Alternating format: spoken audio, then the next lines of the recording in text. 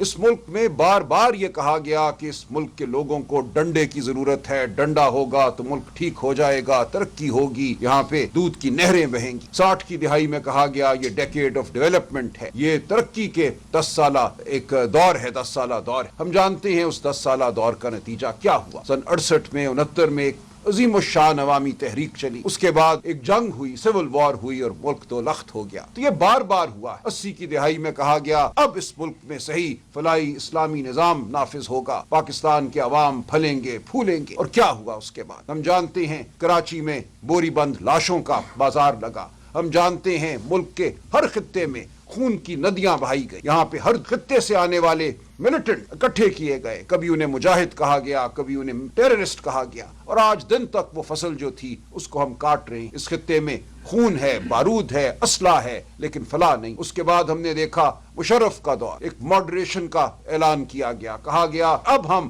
بین الاقوامی معاشی جو ایک نظام ہے اس کا حصہ بن گئے ہیں، یہاں پہ بہت انویسٹمنٹ ہوگی، یہاں پہ فیکٹریاں لگیں گی، یہاں نوجوانوں کو نوکریاں ملیں گی، یہاں صحت ہوگی۔ اور اس کے بعد جب جانے کا وقت آیا تو اس ملک میں ایک ہسپتال میں بستر بھی نصیب نہ ہوا اس شخص کو۔ تو آپ نے دیکھا کہ اس ملک میں بار بار یہ دعوے کیے گئے ہیں کہ اس ملک کو جمہوریت راست نہیں آتی، اس ملک کو آئین اور قانون راست نہیں آتا، اس ملک میں ڈنڈے کی ضرورت ہے، جبر کی ضرورت ہے، اور ہر بار یہ ملک پہلے سے کمزور چھوڑ کے گیا جاوے۔ تو آج ہمیں پھر وہی صورت نظر آ رہی ہے، رونت ہے، ایک نشہ ہے طاقت کا، ایک لمحے میں ہونے والے جو واقعات ہیں ان سے ایک بہت بڑی تصویر کشی کر لی گئی۔ دیکھیں پاکستان آج کہاں کھڑا، ہمیں ضرور یہ بات کرنی چاہیے۔